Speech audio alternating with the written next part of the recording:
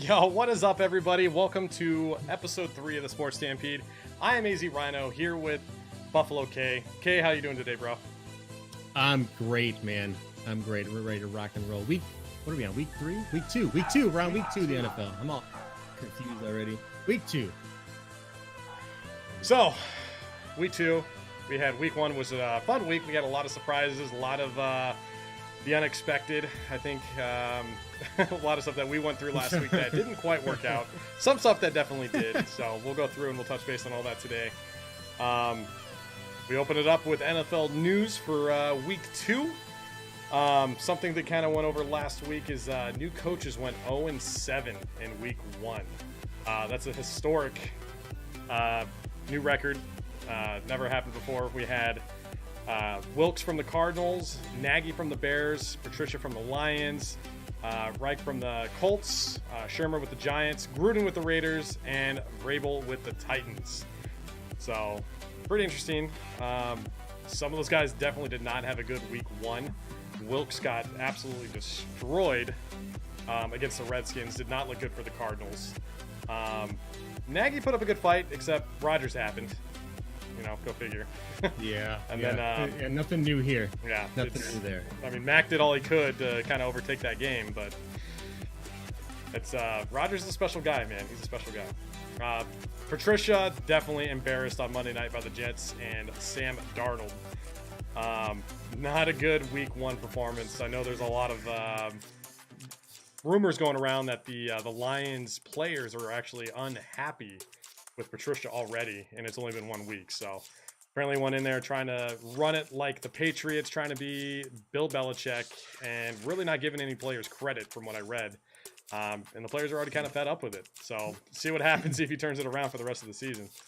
Reich with the Colts, not a bad week 1, just the Bengals were better. You know, it's just one of those things. Shermer with the Giants, close game. I think they did pretty well against the Jags. They lost 15-10, not a huge upset or loss or anything like that. So Gruden, again, close game at halftime. The Rams just took over in the second half. I think it's going to happen a lot this season. The Rams are going to kind of get their feet under them and figure it out. And I think they're going to steamroll a lot of teams this season.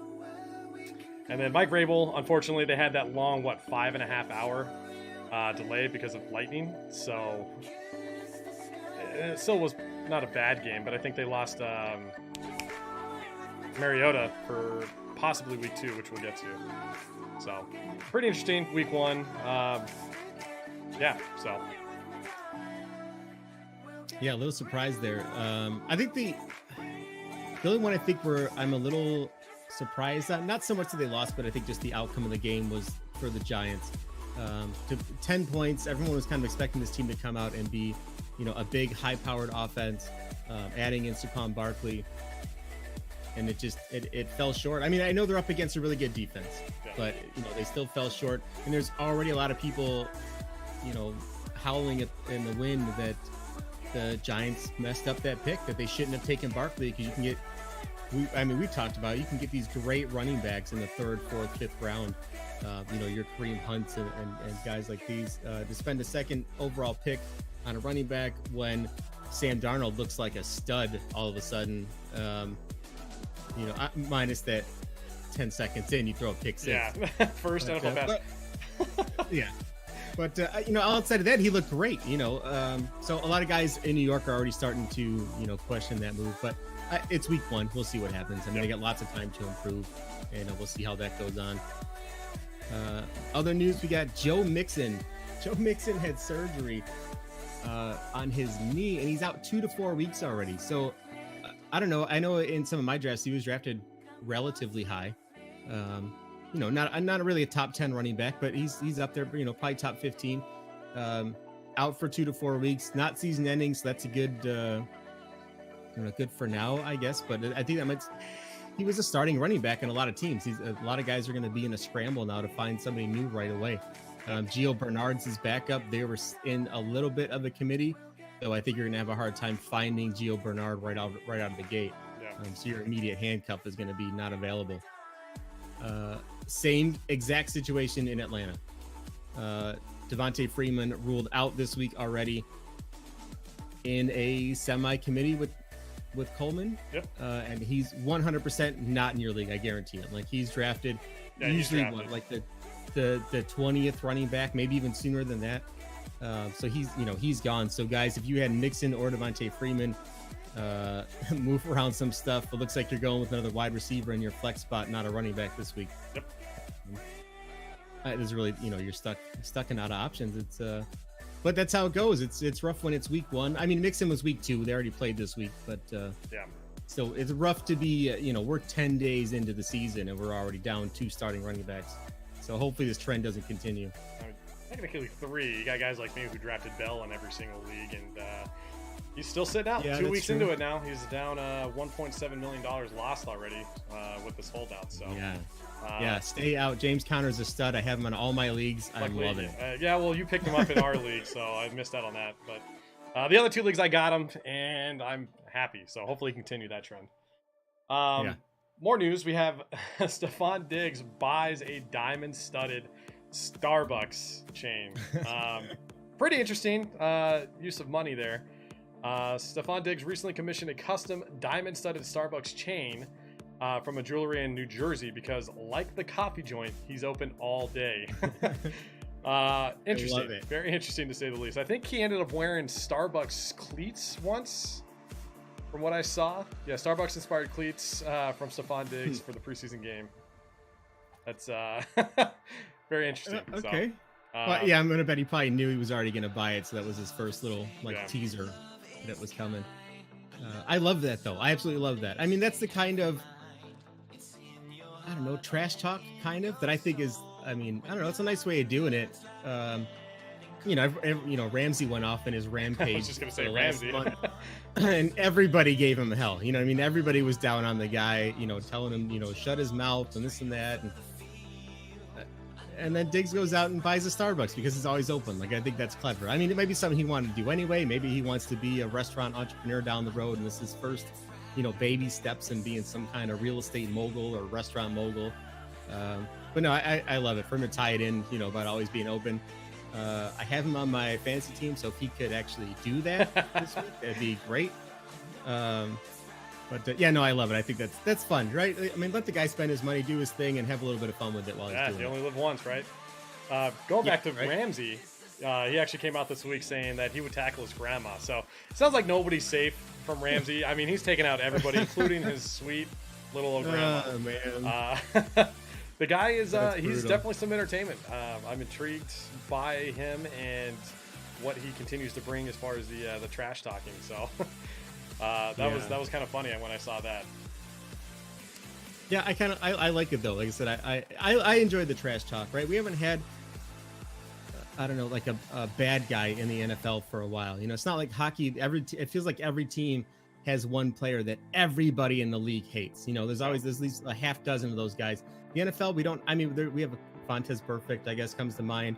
Other guys, people in the NFL hate on because of their success and how good they are. But it's rare that we have a guy that, I didn't say it. It's rare that we have a guy that like vilifies himself like this, and I think it's fun because I mean, it used to be Sherman, right? He's the last guy, but he's been quiet for 2 years now, 2-3 years. He's been a little. Yeah. He can't back it up anymore. Well, yeah, that's just. I mean, he's still good, but he's just not. He's not that shutdown guy that he used to be. Yep.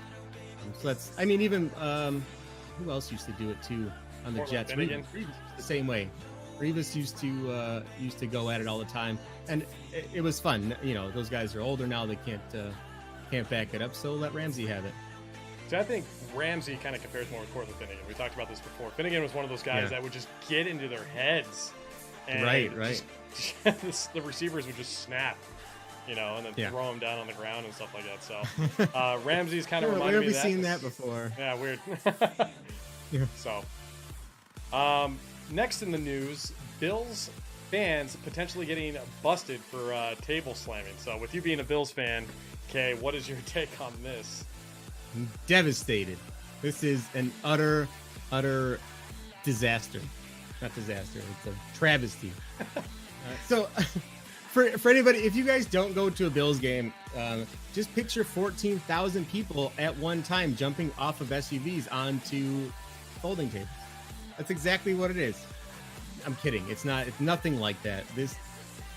That Barstool Sports has portrayed it so that it looks like every single Bills fan is jumping through tables, nonsense. That's all it is. It's just on your way into the stadium. It's just a line of tables. Everybody lines up, takes their own table, and jumps on it. That's not how it goes. I mean, it happens that there's a couple people out there. They'll do it. They'll get a little tipsy and dive on a table. I don't know. I've never heard of anybody getting seriously injured, but I'm sure it's happened. But it's all in good fun. And I think now, actually, since Barstool Sports has kind of glorified it, and I think that's made it a little bit more popular. Like last year, the Bills playoff game in Jacksonville, there was a thing out, beforehand that like Walmart was going to ban the selling of these folding tables to anybody with the different area code. I don't think that happened. I know some people took tables with them. They actually decorated them and took them on the plane with them. Way to do it.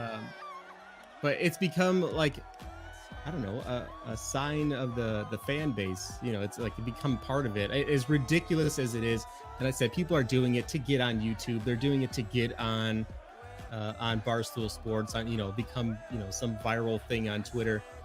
It's not as rampant as it seems. It's honestly Bills tailgating. The game starts at 1. The parking lot's open at 9:30, and everyone's there drinking, eating food, grilling up, and having a good time. It's not, it's not this hostile, ridiculous tables on fire, pathway into hell that they make it seem like it is. It's a lot tamer than it looks.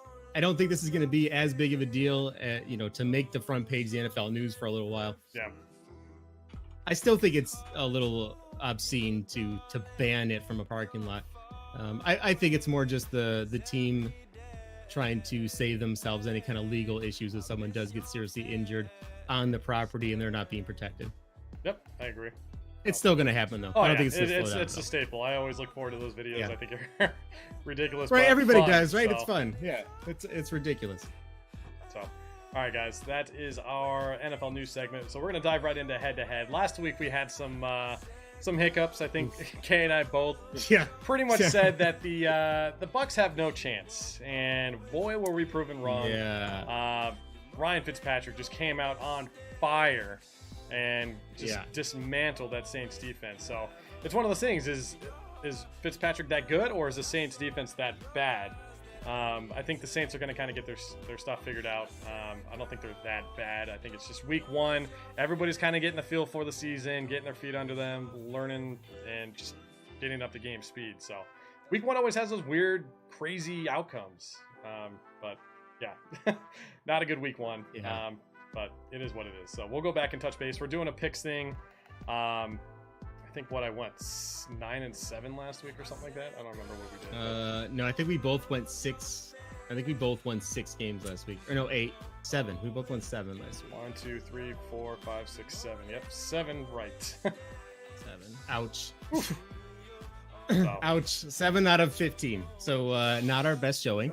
It's week 1. I usually do far better than these, but it's week 1. Yeah. Let me regroup here and not. I went for some stretches last week that I shouldn't have. Yeah. That by the middle of the first quarter, I was like, "Yep, that's not happening." So live and learn, live and move on. We'll do better this week. All right. So, first game on the docket. We already had the Thursday night game, so we're not going to count that. But Cincinnati came out on fire and beat Baltimore. AJ Green had 3 touchdowns in the first half. Dalton looks fantastic. I think he was. I think I had him as a sleeper last week. Good showing by the Bengals. So the first one on our list this week is going to be the Carolina Panthers at Atlanta Falcons. So we got some injuries this week. We already kind of touched base on it. Devonta Freeman is out. Deion Jones is out. They already lost Keanu Neal. So they're already having some pretty big injuries. My choice this week is going to be the Panthers. I think they're going to go into Atlanta and take care of business. So, okay, what do you got? Yeah, I'm in the same boat. I can't, as much as I have a hard time picking Carolina, just because I feel like they are such an inconsistent team. I feel like Atlanta is also a very inconsistent team, and with 3 injuries to your top starters on offense and defense, I mean, I know you've got, you still got Matt Ryan and Julio back there, but I don't know. Coleman's good. Sometimes I think Coleman's the better running back anyway, so maybe he'll be great this week and they won't miss him. But losing out on Keanu Neal and Deion Jones, that's a tough blow, and I think Carolina's going to be able to capitalize on that. Yeah, absolutely. All right, next we got Chargers at Bills with Josh Allen, your prize possession from this draft, making his first career start. They did not look good week 1 against the Ravens. No. Peterman looked to be another bad decision. I know he looked great in the preseason. I know you were high on him.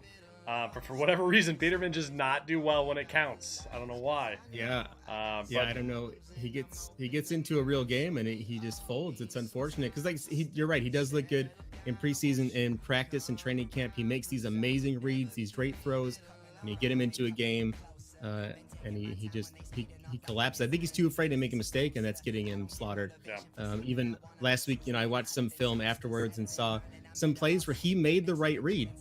And if he would have thrown the ball, he would have had guys open for a good 30 yards. But he literally pumped, went to go throw it, paused, and then scrambled and got sacked. But the play was there, but his decision-making was gone. He was shattered at that point. So I think he's done for the year. There's no way they can put him back in and expect any kind of production. Yep. Unfortunately, I know you were kind of hoping that they would sit out Allen for the whole year because you guys don't have any good pieces on offense for him. You got Kelvin Benjamin at wide receiver is your number 1, and then that offensive line is not good. So hopefully Josh Allen survives the season and doesn't get any create any bad habits. I think the guy's gonna be really good. Just hope that he doesn't fall apart. So I do have the Chargers picked on that one. I think it's an easy pick. I know you agree with that. It's gonna be a long season for Bills fans. Hands down the Chargers. Excuse me. Even in we talked a little bit before off camera about daily fantasy, and I'm playing the Chargers defense and Melvin Gordon this week, like on every single team that I have. Like there's no I think the Chargers are going to have a big lead early, and even without Joey Bosa, their pass rush is Ingram's going to have like 4 sacks or at least 10 pressures, right? Like it's going to be it's going to be the Bills don't have an offensive line to stop, so unless they make some magical improvements overnight without trading people, I don't see how they have any shot at winning this game. Okay. All right, moving on to the next game, we have the Vikings at Packers. Rodgers is still questionable after last week. I don't know what they gave him, but there were some memes going around that Rodgers looked high out of his mind at the end of that game, but he came back and just put on a show and just does what Rodgers does. Broke Bears hearts, Bears fans' hearts everywhere.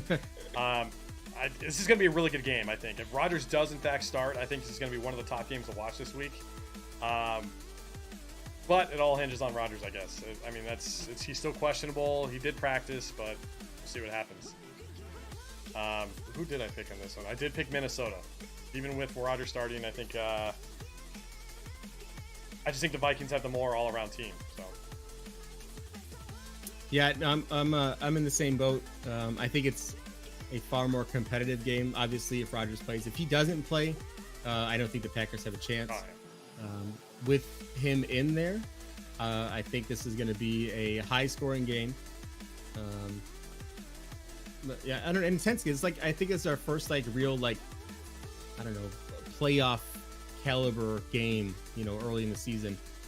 So I think it's going to be a lot of fun to watch. But I agree. I think the Vikings take this one by at least a touchdown. Just want to see. I know Kaiser did. He went in. Where's he at?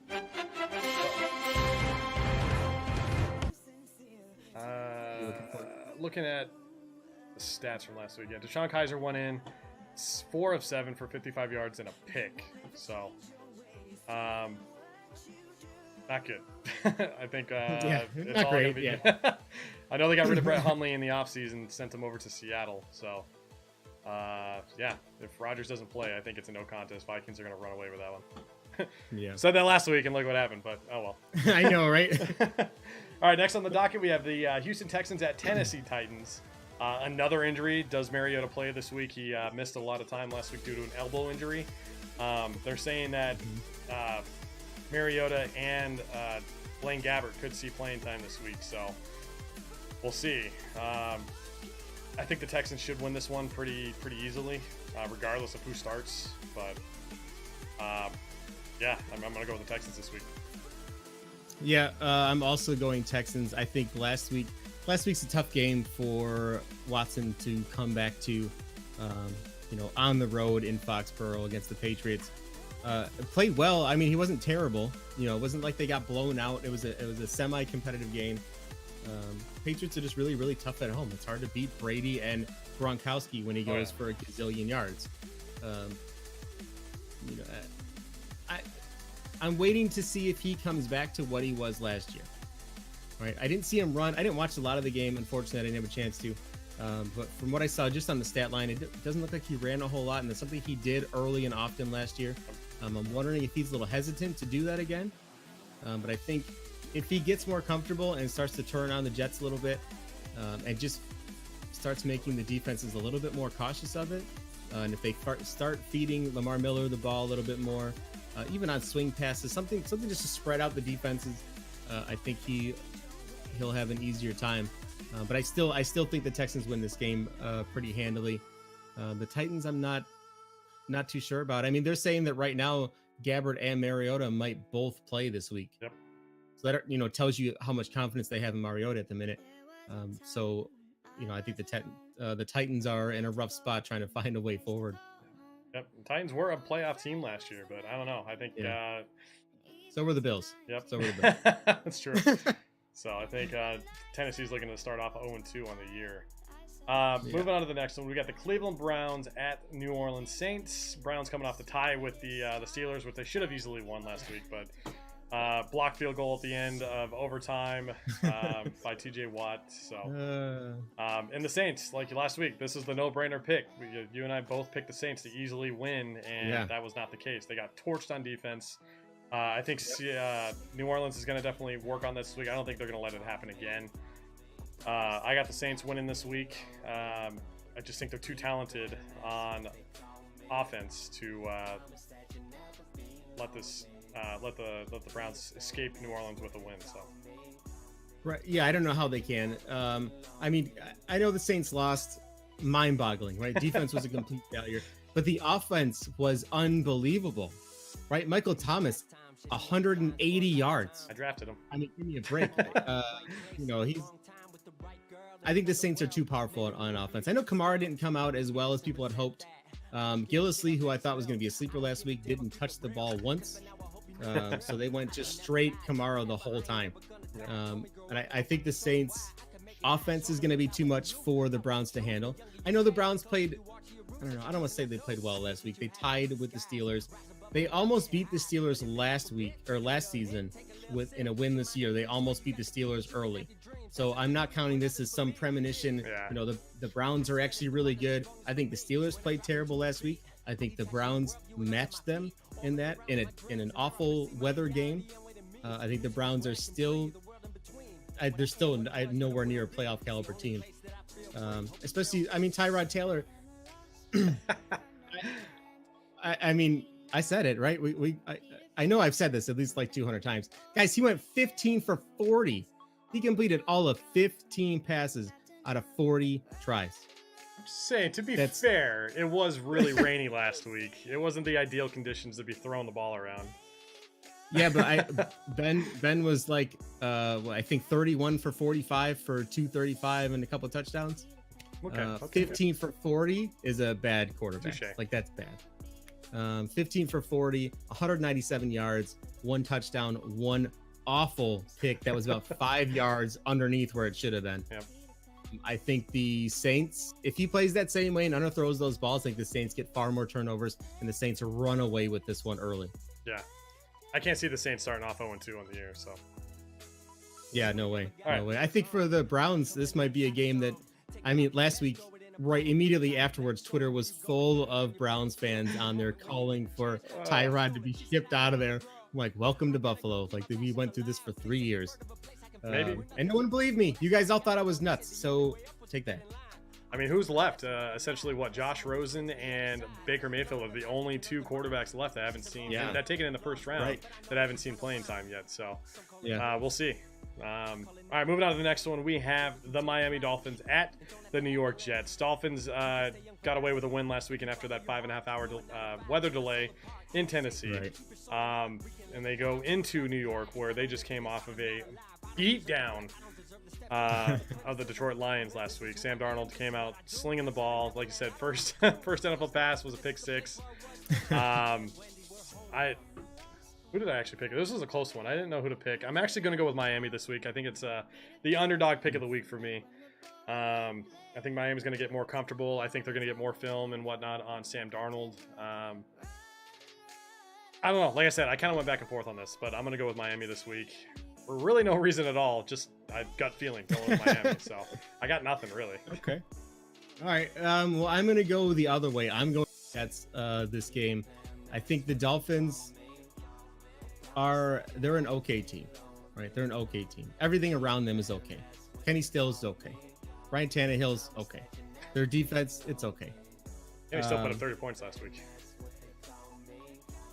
Yeah, and I mean, I don't know. Even Tyrod Taylor put up like 25. Like, that's a good week. Yeah, but I think the Jets are. I think their defense is talented. I mean, this is a team last year. Remember early in the year last year, everybody said the Jets were going to be the worst team in the NFL, the worst team anybody's ever seen in the NFL. And they came out and they were competitive every single game. Yep. Like, this is a team that I think learned how to fight and claw with zero talent on the team last year anyway. I mean, they've made improvements. I think they are a much better talented team, much more talented team this year with that same kind of attitude. And it showed this past week. They were flying all over the place last week against the Lions. Yep. I don't think the Lions are great either, but I think the Lions are better off. I think Matthew Stafford's a better quarterback than to throw. What did he throw? 4 picks, 5 picks. I mean, that was a lot. That's a lot for Matthew Stafford. I think he's better than that. Again, I don't think the Lions are a great team either, but I think the Jets proved something. And I think Darnold was great after he shook off that first pick six. Yep. He went right back out there and wasn't hesitant after that, right? He didn't come out and go, "Ooh, I can't do that again," and nothing but checkdowns the rest of the game. He said, screw it, I'm going to throw deep, and it worked. Not the greatest stat line for Darnold, but good enough to win in the NFL for a rookie quarterback in his first game. That's we'll take it. Yeah, he showed a lot of resiliency last week, so I'm excited to see what he does. Yeah. Like you said, he didn't get scared. He continued to sling it around, taking some chances and whatnot. So. Right. I'm excited to watch Darnold and see what he can do for the rest of the year. So, yeah. All right. Next one is Kansas City Chiefs at Pittsburgh Steelers. Steelers coming off the tie with the Browns. I know a lot of Steelers fans are kind of upset about it, but it is what it is. It looks like they didn't skip a beat, not having Bell out there. Connor came out running. And what did he end up with? Like 130 yards rushing or something like that, and 2 touchdowns. Yeah, he had a lot. He was a beast last week. So hopefully he can continue it for my sake, fantasy wise. Going against Kansas City, who is put up they went off last week against San Diego. Offensively, defensively not so well. But I guess when it gets into a shootout like that, you're gonna have those high scoring games. I mean, both teams are high output between the Chargers and the Chiefs. So. I expect this one to be a shootout this week again. I think Mahomes and Hill are going to have that special chemistry going on throughout the year with that deep ball. With his cannon of an arm and Tyreek's speed, it's going to be really interesting to see. Yeah. But I do pick Kansas City going into Pittsburgh and picking up the win this week. Yeah, I'm going against you on this one too. I think the Steelers win this one. Also in a shootout, though, I think that the Steelers are a rougher, team than the Chargers are. Right? I think they're just a little bit more intense up front. I think that's going to be their advantage a little bit. They have the advantage of watching tape from Mahomes for last week, where the Chargers really didn't. Yep. I think they're going to be able to capitalize on that. Unfortunately, I have Tyreek in my leagues. I do remember somebody in the room thought that I was nuts for drafting him early. You guys weren't really a fan of him. I don't remember. It could be wrong. But yeah, I don't think he goes out. Yeah, weird. I don't think he gets 2 touchdowns on 2 touches every week, unfortunately. Yeah. But he does have that. I mean, he did that last year too with Alex Smith dumping it off to him 8 yards down the field, and he would just take off. Now he has Mahomes who can throw the ball 60 yards to him. I mean, how great of a game plan is that? Just like, hey, just run, and I'll just throw as far as I can, and we'll meet in the middle, and we'll score touchdowns. I think it's great. I think it's gonna be a high-scoring game. I think Connor's gonna have another really good game. Chiefs defense did not look great. I think Connor's gonna be able to capitalize on that. I think AB steps up his game this week. Roethlisberger's gonna have a big bounce back week. They're always way worse on the road than they are at home. The Steelers always play so much better at home. So I think the Steelers take this one in a wild one. I mean, we're talking, I think, 47-42 kind of game. So I think we're both in agreement on the shootout on that. But we have opposite teams picked, so we'll keep an eye on that one and see who comes out victorious. Moving on to the next one, we have the Philadelphia Eagles going into Tampa Bay to take on the Buccaneers. Philly narrowly won in the opening game last Thursday. They're still working on trying to get Carson Wentz back. I don't think he's starting this week. They're still going with Nick Foles. They still got Alshon Jeffrey out. But other than that, I mean, they're looking pretty good. Tampa Bay coming off that incredible win over the Saints last weekend where nobody saw it coming with Fitzpatrick just playing out of his mind. Yeah. I do have Tampa Bay winning this one. I think Philadelphia is going to go in there and Really? drop an egg on it. Nick Foles still doesn't. I mean, he looked okay, but he's still not looking good. I think it's going to be. I think it's going to be a good game to watch. We'll see. I don't know. We'll see if Fitzpatrick can keep it going. Yeah. I don't think he's going to put up the same numbers he did last week. I know a lot of people rushed out to get him off of waivers, but Right. they still have too much talent on offense in Tampa Bay. I just. Well, we'll see, I guess. But yeah, I'm picking Tampa Bay. Yeah. No, I get it. I get it. I'm going Eagles on this one. I've been down this road with Fitzmagic before, when he was on the Bills. He can be so electrifying, right? He does this. Here's the thing. Jameis Winston might be in trouble. If there's a stat out there, I think it's 5 teams now. Maybe this will be the 5th team that Ryan Fitzpatrick comes in for an injured or suspended quarterback, and that guy never sees the field again. Everywhere he goes, he just comes in, and 3 games in, the coach is like, well, I think this guy is our guy. Like, and then they end up like, I'm not shocked if Winston gets traded next year. Like, it's not outside of the. I know it sounds crazy right now. We're in week 2. He had 1 good game. I'm just saying, Fitzmagic has a knack for doing this, so don't be shocked. But obviously unsustainable, right? 21 for 28, 417 yards, 4 touchdowns. That's just mind-boggling number, right? 21 completions for 417 yards and 4 touchdowns is unreal. He cannot sustain that. He did run 3 times too for 36 yards, so that's not too shabby. Yeah, I mean, I think the Eagles definitely have a better defense than the Saints. So I like, we're in the same boat. We don't expect the same numbers or expect what he did last week. Right. But I don't know. Like you said with Winston, he's got character issues. I mean, how many times is he in trouble? Right. How much more are the Buccaneers going to put up with it? He's not even. Yeah. He's an okay quarterback. He's not lighting up the field or the stat sheets. Right. So. I mean, if Fitzpatrick keeps coming out swinging, why I'm Winston back in if they're winning games? Yeah, exactly. I wouldn't be surprised if he's on the move. That being said, though, I'm taking the Eagles. Like you said, Foles was not great at all. 19 for 34, 117 yards. That's terrible. But I mean, first game in, whatever. Like I said before, I think they caught lightning in a bottle last year at the right time, and he took off with it and played great.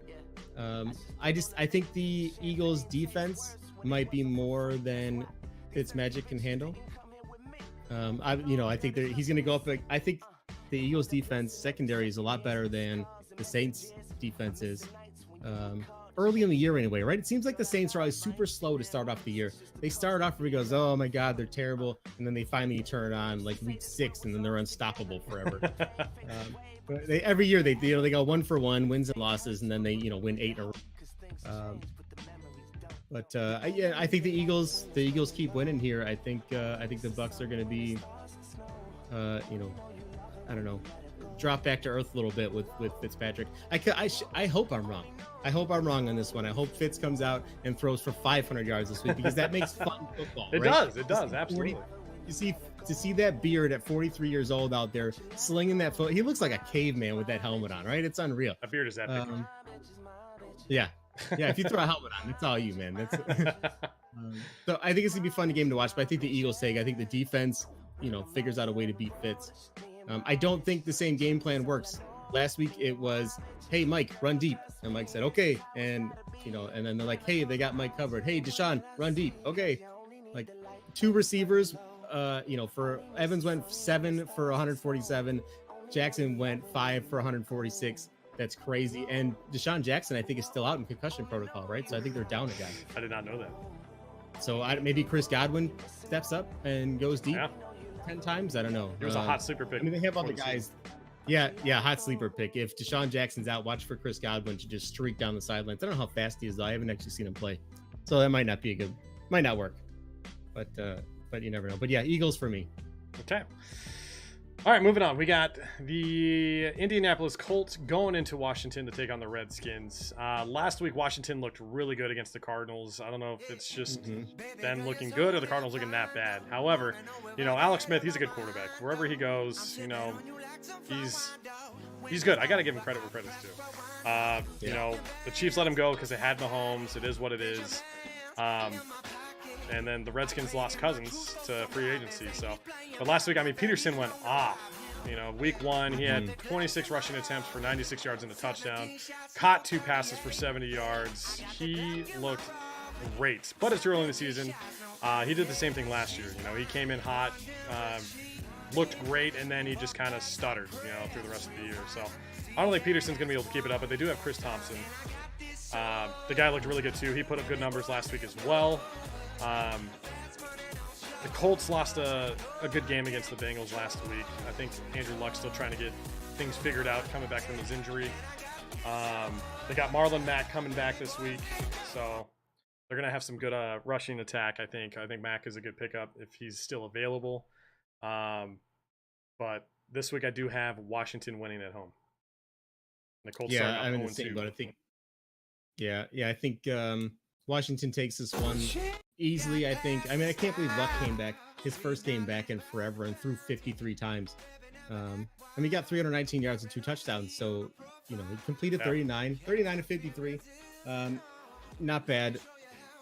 They had 0 rushing attack, though. 19 rushes for 60 yards.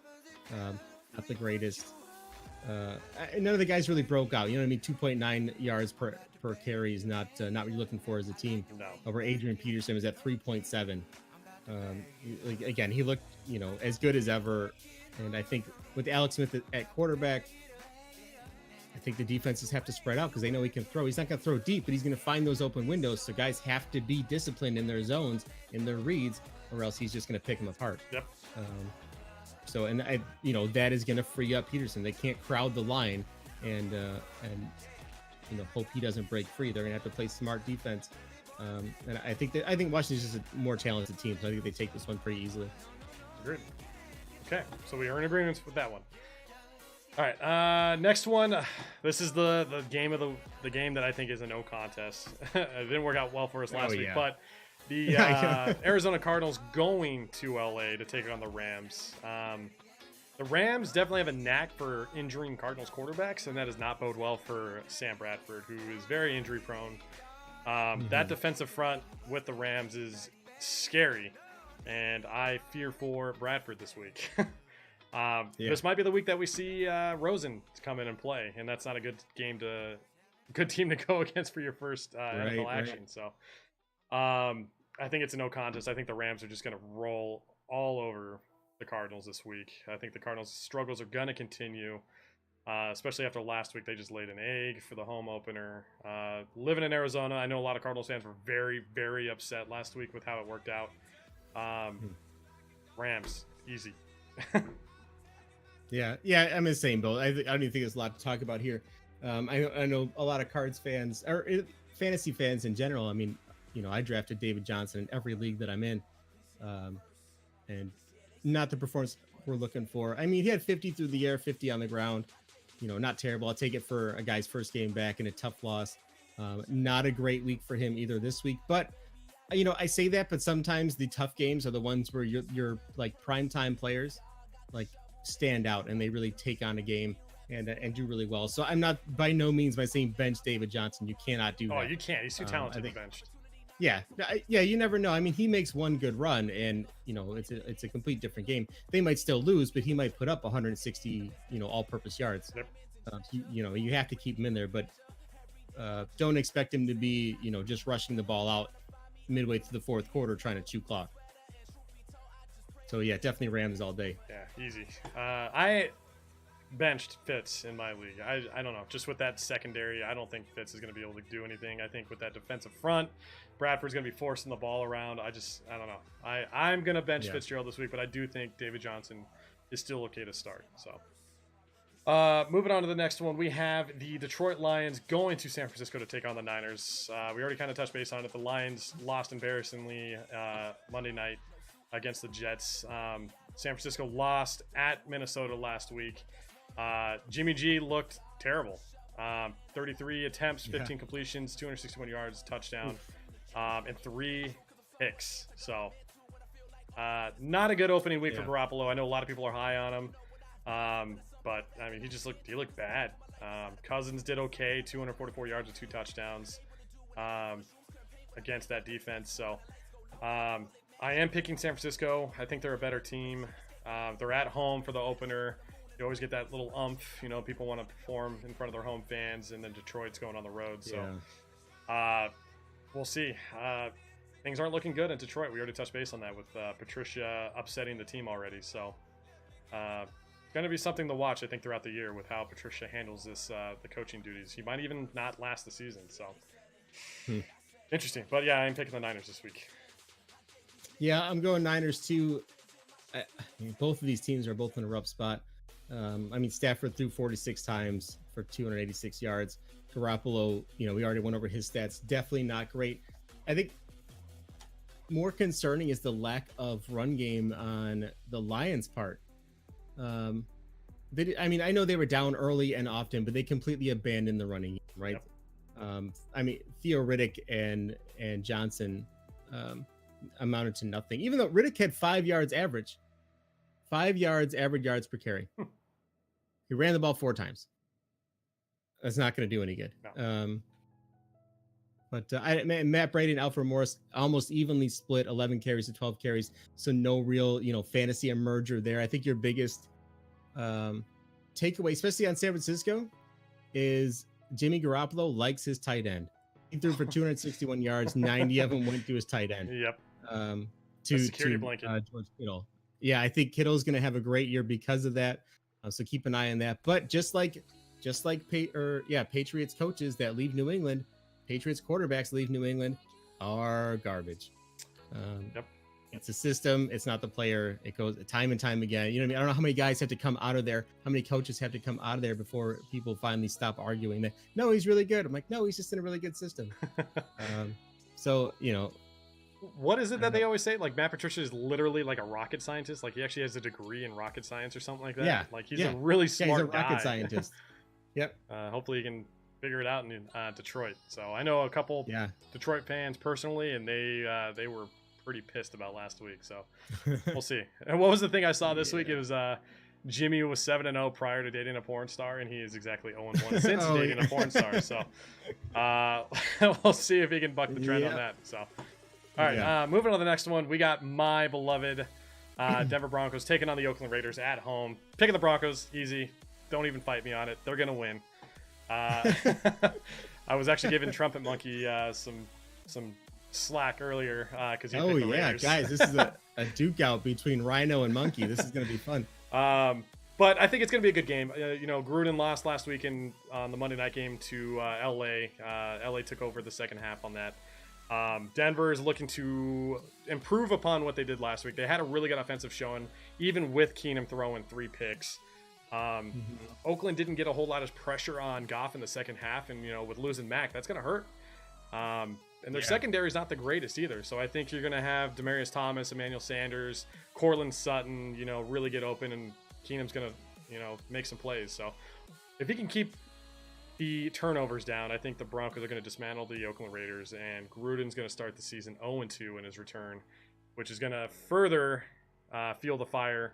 You know, people are still upset with him trading Max, so we'll see what happens. I could be wrong, but you know, I got to root for my Broncos. So yeah. No, I'm with Denver on this one. I think Oakland's in trouble, man. I think Oakland is 100% in trouble. Their defense had 0 pass rush last week. That's awful. I've seen a lot of rumors too that it might seem like Gruden wants to get rid of Derek Carr. He doesn't think that they have their franchise quarterback, which is mind-boggling to me, right? I think Derek Carr is a fantastic quarterback. If the Raiders don't want him, Buffalo's looking to come on over. But I don't know. Oakland's a mess right now, unfortunately. I don't see how they fix it. So I think Denver takes this one away. Royce Freeman had a really good game. And so did Philip Lindsay. Like both those guys, almost identical stats. Yep. 71 yards for each on 15 carries each. Like you want an effective committee? Like that's it right there. And they're two different styles of running too. I mean, Freeman is kind of like, it seems more of like an all-around back, where Lindsay's like that spunky speedster come in and just kind of like bring a lot of energy. So I'm excited to see how both those guys do. Yeah. And for Oakland, Jordy Nelson was non-existent. But Jared Cook, Jared Cook, 9 catches on like 12 targets. The guy is hands down your waiver wire pickup this week. Anytime you get a tight end for 180 yards, you're having a good game. That's the only thing I'm worried about. The Broncos have had a lot of trouble guarding tight ends. You know, Disley last week with Seattle had a career game, put up a pretty outstanding numbers, and then Cook last week put out astounding numbers, even against that Rams defense. So that's the only thing I'm worried about. You know, as a Broncos fan, I think Cook is poised to have another huge week. So if you did manage to pick up Cook, or if he's available, definitely pick him up. Definitely start him. I think he's going to have another big game. That's just been a thorn in the Broncos' side. You know, it's just tight ends. It's been the last 2 seasons, and it happened again last week. So look for Carr to look for Cook more again this week. So. Oh, yeah. Okay, so we both picked Denver on that one. Thank you, Kay. Appreciate you. We got the AFC Championship rematch. We got the New England Patriots going to Jacksonville. I'm picking Jacksonville. I think they want to get a little bit of revenge after what happened last season. I think Jacksonville shot themselves in the foot in that game. They changed up their game plan. They went away from what was working, and ultimately Brady made them pay for it. So I think Jacksonville's looking to get a little bit of revenge. They didn't look too good last week against the Giants. It is week 1. You still have Bortles as your quarterback. We'll see what happens. I'm interested to see what Brady can do against that defense again. The Jacksonville's defense is just too good, and Brady is also too good. So it's one of those things where an unstoppable force meets an immovable object. Let's see what happens. I do have Jacksonville winning this week. They're actually underdog of the week. I think Jacksonville, gets some revenge this week. It's not going to be easy though, right? If they don't win, I won't be surprised. It's New England. I'm never surprised when New England wins. But I think Jacksonville is talented, and I think they have, a little bit more of an itch around them, and it's in Jacksonville. You get away from Foxborough, the Patriots are a little bit of a different team. Yep. It could be wishful thinking as a Bills fan. I'm like, yeah, New England's dead, but we'll see. I could be, completely wrong. Okay. Moving on to the Sunday night game, you have the New York Giants going to Dallas to take on the Cowboys. Both teams coming off a loss last week. Giants, looked okay against Jacksonville. Could have looked better, but you had the Cowboys looking pretty bad against the Panthers. All around that game was kind of weak. What was the stat that I had? It was Dak is throwing for less than 200 yards in 8 of his last 11 games. This is something we touched on last week. We think Dak is overrated. When you take away Elliott, take away that run game, and you put it on Dak's shoulders, he's just not the guy who can, put the team on his shoulders and win. What did he end up having last week? 29 for 19, 170 yards. So Elliott had 15 carries for 69 yards. He was stifled, did have a touchdown, but he did average 4.6 yards, so not bad. But I have the Giants winning this. I think the Giants just have a better team. Barkley, I think, is on par with Elliott. You know, maybe I'm a little too soon for saying that, but they do have a run game. They still have OBJ. Who do the Cowboys have on as their wide receivers? Allen Hurns, Cole I think. Beasley. Cole Beasley. You know, those aren't household names. Allen Hurns had one catch. Yeah. Allen Hurns had one catch. Cole Beasley had 7 for 73. You know, not too bad. It's even for, you know, especially from a fantasy perspective, that's not terrible. He'll, you know, eventually he'll find the end zone. But yeah, the Giants are too talented on offense, I think, to be bothered by Dallas, and everybody has the blueprint on how to beat Dallas. Just, you know, same as it was last year. Yep. You know, stack the box, make Dak throw. Dak can't throw. Game over. Yeah, I mean, Barkley had 106 yards rushing last week. Beckham had over 100 yards receiving, no touchdowns though. Shepard looked good. I think New York is gonna be able to dismantle the Cowboys in Dallas. So Cowboys are gonna start 0-2. Giants move on to 1-1. So all right, then we move on to the Monday night game. We have the Seattle Seahawks traveling to Chicago to take on the Bears. Both teams coming off losses week 1. I think Mac is going to continue to establish his dominance. You know, you saw it last week with Von Miller completely taking over defense. Mm-hmm. You know, he just punished Ifedi. Got Russell Wilson on 3 sacks. I think they sacked Russell Wilson 6 times total. It's, again, a big weakness for Seattle. And they also don't have Doug Baldwin this week. They don't have KJ Wright. They don't have Bobby Wagner. Right. 2 big staples in their defense out. I think Chicago's going to take care of business and just send Seattle down to 0-2. Yeah, I agree. I think, man, Chicago could be fun to watch this year. I mean, I know, you know, Mitch Trubisky only had 171 yards, no touchdowns, nothing groundbreaking there. But just as a whole, I mean, he also ran 7 times for 32 yards and a touchdown. Yep. You know, that makes things a bit more fun. None of these teams, I think, are real, you know, powerhouses on offense. You know, Will Dissly, 3 catches for 105 yards. Unsustainable. Obviously, completely unsustainable. And I think that really skews Russell Wilson's stat line. You know, he had almost 300 yards passing. You know, they're not always going to come in 35-yard chunks. So I don't see that coming. I think the Bears defense is going to be a little bit of a tougher test for him. I think the Bears take this one. Not an easy game, but I don't know. We'll see. It is Mitch Trubisky's first taste of that primetime kind of light. We'll see how he holds up. I think he'll be fine. I think the Giants win this one. Or geez, I keep saying the Giants. The Bears. The Bears. When you're colorblind, you try to just look at helmets. It doesn't go well. Yeah, I mean, it'll be interesting to watch. The Seattle, I think, they're in trouble this year. Denver was rated the best linebacking core at NFL.com. The Bears are second, so they're going back-to-back weeks against top linebacking corps. So they're going to definitely have their hands full. So, that's it for our head-to-head matches this week. So we'll see how we do. We'll check base. Cake. Yeah, piece of cake. We got a couple differences, so we'll touch base on those next week. But yeah, so we're going to get into the Madden segment. This is where Kay likes to shine. He gets all giddy about Madden news. Madden news. I do. So this is Kay's thing. This is what makes him the accountant. So Kay, do your thing, bro. All right, guys. First, we're just going to go over. We got new stuff, right? EA, again, they're just throwing tons and tons of new stuff at us. As expected, though, like none of this stuff is like earth shattering. We got our team of the week guys, primetime guys, new legends that dropped this morning. And oh my God, I love some of these cards. Team of the week, first up, Miles Jack. I think this card's deceiving, right? He's a 90 overall left outside linebacker. He looks great stat wise. You know, you can go on there and be like, oh, you know, he's got 84 speed. But that's really it. You know, he doesn't really have anything groundbreaking. He's got 83 zone, right? So he's a coverage guy. He's one of your better coverage guys. But if you go down to traits, he's got nothing. Like you can't really use this guy. He does have high motor, and he has big hitter. Doesn't strip the ball. No, he's not clutch. You know, doesn't have that clutch trait. I think those traits weigh in more than people think sometimes. So Miles Jack, great player, lacking on the traits.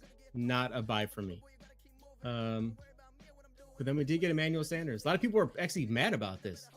A lot of people were mad that we got Emmanuel Sanders this week because Mike Evans had a better stat line. But I mean, and then you saw right afterwards why Mike Evans wasn't the team of the week guy. Prime time. Yeah. That's the thing to remember, guys. These team of the week cards, some of these promos are set out, right? The primetime guys are already made. The most feared guys are already made. Like there's promos out there that have already have players built up with higher tier cards. They're not going to go ahead and go, well, this guy had the best game this week. Let's go ahead and make him the team of the week. And then, by the way, in 2 weeks, we'll give him another +1. And everyone will be like, oh, really? We just got another Emmanuel Sanders 5 days later. Like they're not going to do that. It's going to be spread out a little bit. So some players are off the board for team of the week, no matter how well they play. Guys like Khalil Mack, not ever getting a team of the week card. Expect to see Khalil Mack come in like a most feared promo. I don't think he's going to get a team of the week card. Maybe, way down the season, after some of the earlier promos are over with, then maybe he'll get a card like Aaron Rodgers did last year. I think Aaron Rodgers got a team of the week card, like week 15 or 16, he got a card. Some of these guys, they're not going to double up on him. So just, don't freak out if, the best player of the week isn't your team of the week guy. There's a reason for it. Another thing to touch base on too is that they don't typically use like a losing team for team of the week as well. So right, Michael Thomas, people were upset that Michael Thomas wasn't part of the team of the week, but he was on a losing team. So that's something I think that they take into effect. I think they only pick them from winning teams. Yeah, 100%. Some of these guys, I almost feel like they're, I don't want to say preset, but they have maybe they take a handful of guys. They take 5 guys that are they're ready to power up. Get them ready. Whoever's the best one out of that makes it. So, but moving out, team of the week's not always my favorite. Sometimes really good cards come out. Sometimes they're kind of mediocre for me. I'm a big fan of the primetime cards though.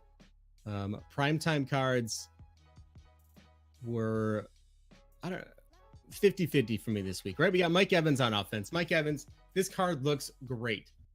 I like this card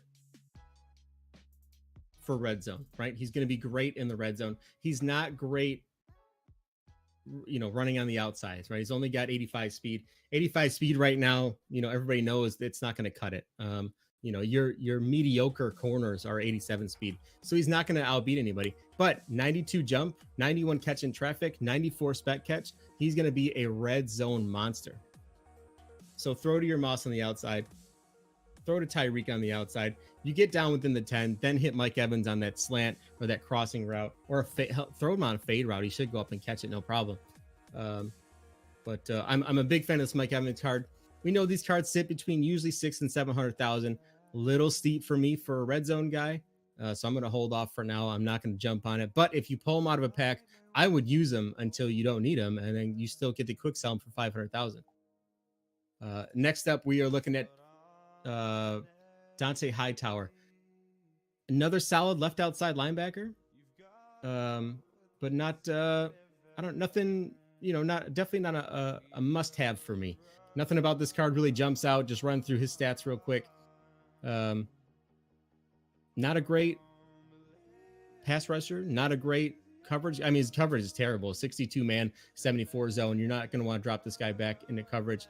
I don't know. His play recs at 93, speeds at 81, but only 81 blocks. Excuse me, 81 block shed. He's got 92 power, which is fantastic. But at 81 block shed, I don't see him getting off and trying to get to the quarterback. He's more of a run stuffer, I guess, kind of guy, but he doesn't really have the size to cover that. So I'm going to pass on Dante Hightower. Like I said, again, if you pull him, go ahead and use him. He's a nice, big, physical linebacker. He's a run stuffing linebacker, but I'm not going out of my way for these guys. I agree with that. Next up, Legends. Guys, Legends this week. Oh, my God. So here's one thing I have, though. Eddie George is our first Legend, right? I don't remember last time Eddie George was in Madden. I know it's been a while. Eddie George looks like an absolute monster. We're talking about a guy with 88 speed, 91 excel, 91 trucking, 92 break tackle. This is, I think, one of our best goal line power backs, and he has good speed. Like, it's so rare to get a guy that's going to be able to just blow through guys and, take on these tacklers head on. with inside roams. Everybody's running inside zone. Like once your alignments start getting secure tackler, inside zone goes away, and you guys know that. So you're running it now. Eddie George might be great on that, especially down in the goal line. That 92 break tackle, so he's not going to drop the ball. 91 truck is fantastic. With like 91 excel, he can get moving quick. Eddie George is a great player, but my only issue with this is we've had so many running backs come out so fast. Yeah. Right? We had Zeke last week in the Ultimate Kickoff. We had Todd Gurley the week before that with Gatorade.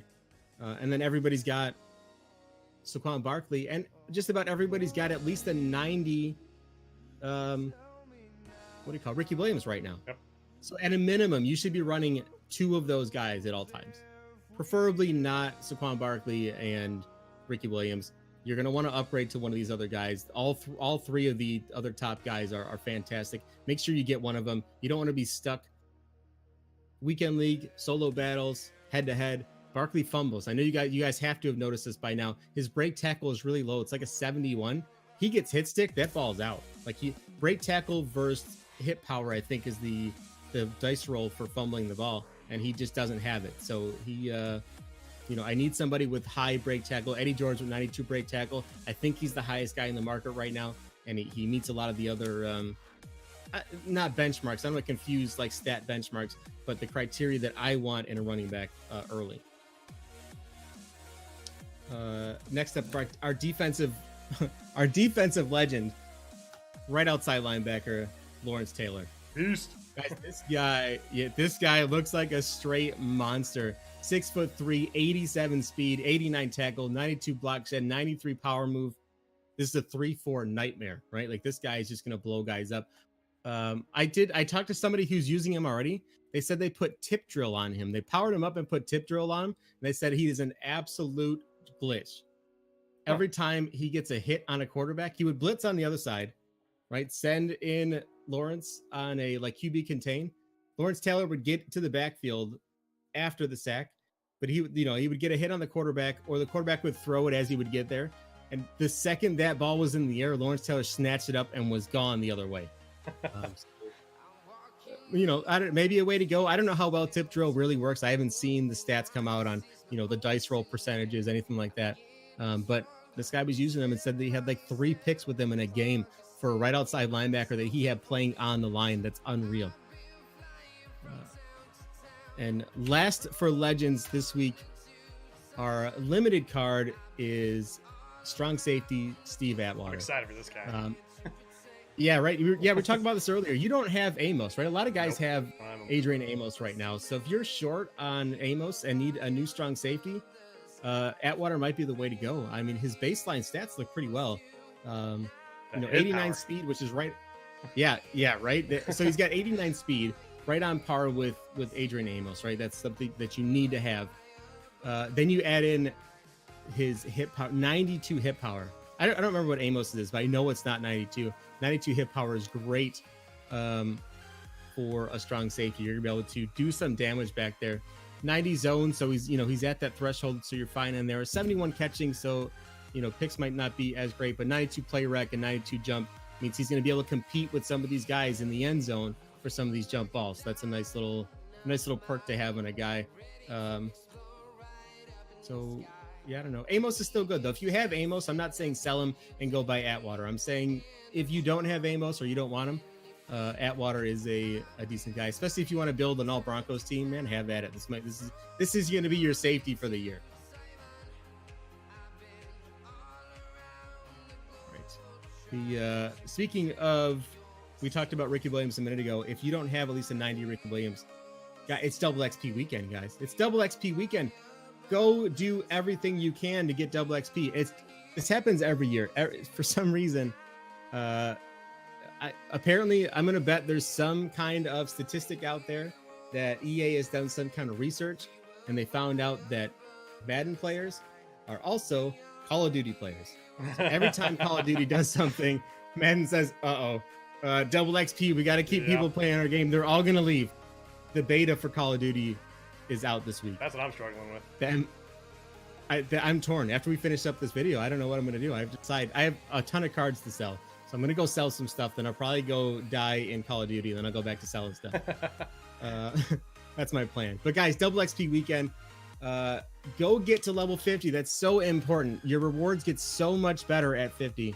And you get a full legend pack. You can buy a pack. It's what I think 2,000 points.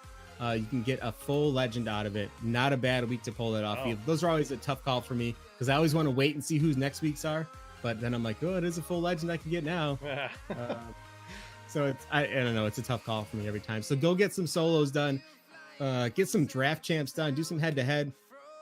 Some squads games. Your solo battles are great for XP. And it's weekend leagues. I know you guys are going to be out there grinding away anyway. Yeah, so it ends at 10 a.m. Eastern time on Monday. It's just so everybody's aware. 10 a.m. Monday. Okay. Yeah. But speaking of XP also, speaking of solo battles, so we did a little bit. I scored my highest points ever in a solo battle. I scored 24,950. So close to that 25,000 marker that I really wanted. But I changed up some stuff this time, right? I was going for score. I was going for yards. This is, all I wanted.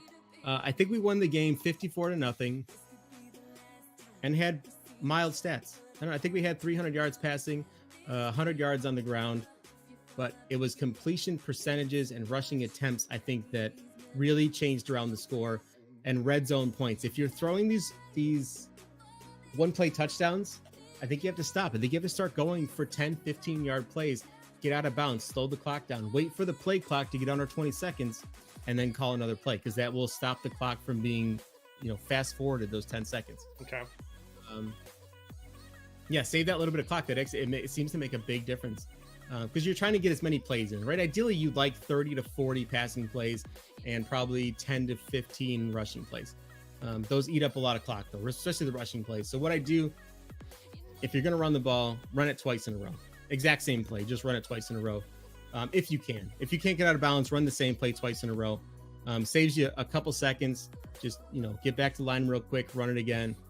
I don't recommend doing it more than that. It seems like the running backs get tired really, really fast, and it never fails. That third time I run the ball, out comes the ball. That was with Barkley Low. We'll see how it goes. We added in Zeke this week, so we'll see how Zeke does. If he holds it, man, we'll run 4 times. So I think that's working. It seems like more passing completions, higher completion percentages, and scoring from the red zone makes a big difference. Okay. Yeah, so try that out this week. Let me know how it goes. Just running the standard mid blitz on defense and your normal, honestly, fake screen wheel still works. There's some other stuff you can do, but I stayed with that and I scored 24,900 points. So I'm gonna keep using that play for now until it breaks completely and I can't use it anymore.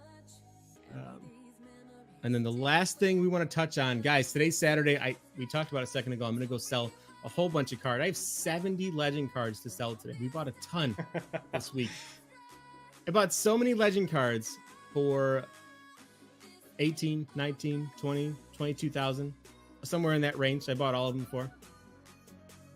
People seem to forget that these sets in the legend promo or legend sets where you turn in 5 version 1 to 3 cards for a version 4 or 5 legend card. People go nuts for these, guys. We keep saying it. Tokens and sets drive the market the hardest. So these cards have gone up from 18 to 22,000 this morning. Some of them are selling for 40,000 this morning, but version 1 to 3 legends typically sell on Saturdays between 28 and 30,000 coins. That's a huge profit to be made by literally going, it's Friday. Let me buy 50 cards. Let me buy 10 cards. Whatever you got, whatever you have enough for, go buy some legend cards. I buy them for under 22. I sell them for 28.50 or 29,000. It's a good, you're making 4, 5, 6, 7,000 coins per card.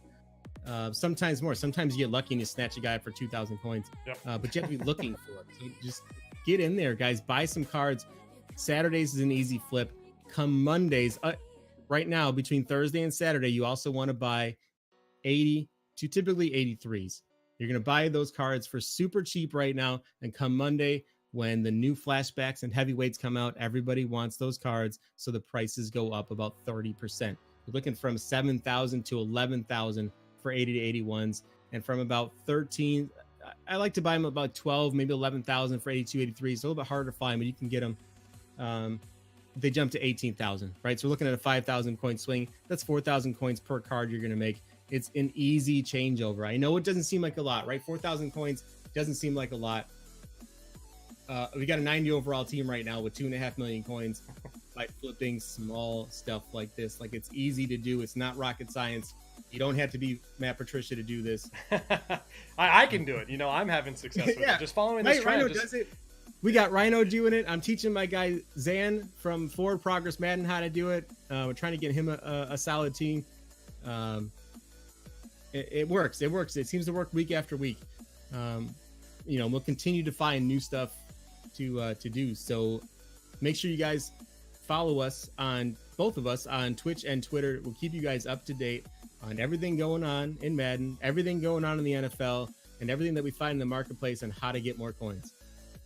Yeah, I mean, it's easy. I mean, following this guide. I mean, I was at 700,000, and then come Monday last week, I was up to like 1.3, 1.4 million in coins. You know, and then I doubled. Yeah, easy. And then I went ahead and started buying all the legends. You know, on Thursdays and Fridays, and waiting for Saturday today to sell them. So. Huge amounts of profit out there if you just follow this. Just pay attention to the trends. Kay's got videos out on it on his YouTube channel, so make sure you go follow that and just keep doing what he's doing, because it's working, guys. It's proof. It's working for me. It's working for Kay. It's working for other people that we've seen in the chats. So definitely give it a shot if you're looking to make some coin. So, is that it? We done? That's it. That's all I got. All right, guys. So that is it for episode 3. We got week 2 coming up. Appreciate you guys watching, hanging out. Feel free to drop a comment and let us know. Give us any feedback, something you'd like to see, something we should improve upon. By all means, let us know. We're still trying to work out the kinks. But yeah, we have a lot of fun doing this, and we hope you guys enjoy. So yeah. Thank you guys, and good luck in your week's games, and good luck with your fantasy matchups and with your Madden market. So, till next week, I am S1E3 with my co-host Buffalo K. You guys have a good rest of your week. Go Bills.